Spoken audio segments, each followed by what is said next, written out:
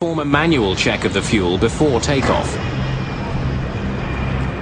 We just need to know what you did next. Yeah? We did a manual check of both tanks. And then we pump enough fuel for the trip to Edmonton. Flight 143 should have taken off with enough fuel for the trip.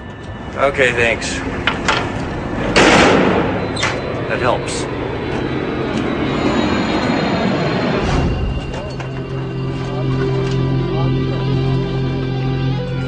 Investigators now have to figure out how one of the world's most advanced jetliners took off with half the fuel necessary for its flight. The investigators know that with its fuel gauges out of service, Flight 143's fuel tanks were checked manually. Then the fuel for the trip to Edmonton was added to the tanks.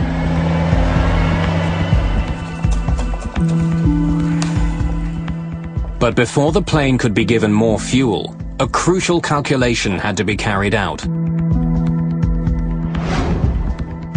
Pilots need to know the weight of the fuel on their plane. But fuel trucks pump jet fuel by volume.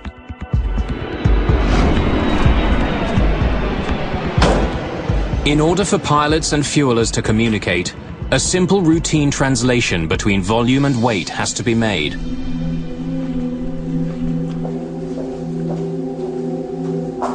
Thank you.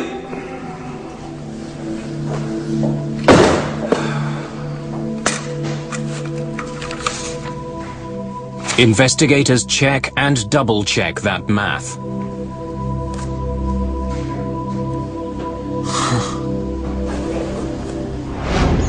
The fueling records from the day of the accident provide the answers they've been looking for.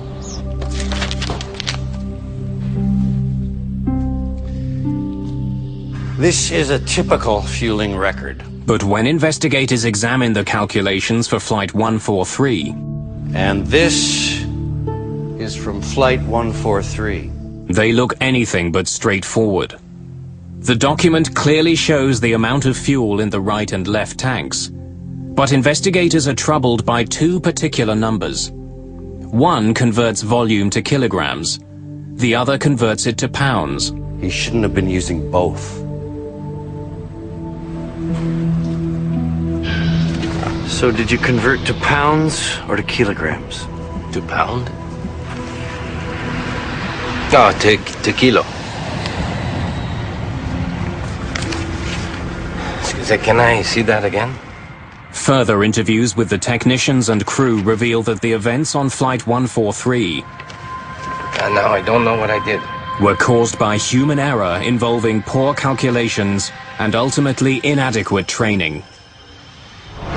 Okay, fellows, we've finished with the fuel. The technicians refueling Flight 143 got muddled in their calculations while converting the volume coming out of the fuel truck to the weight of the fuel in the plane's tanks. No one who saw the calculations that day noticed the basic error. In 1983, Canadian ground crews were used to converting the amount of fuel leaving their trucks into pounds. The 767 was the first plane in Air Canada's fleet to have metric fuel gauges.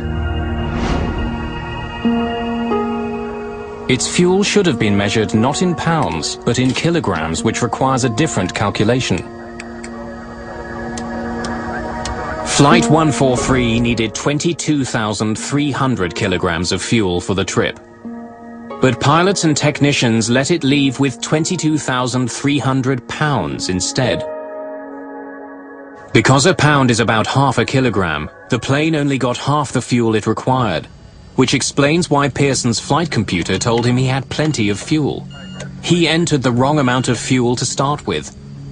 In the past, the flight engineer calculated the fuel loads. This accident raised an important question. Whose job was it with the two-man crew? Better training is definitely an issue in an incident such as that. If everyone is trained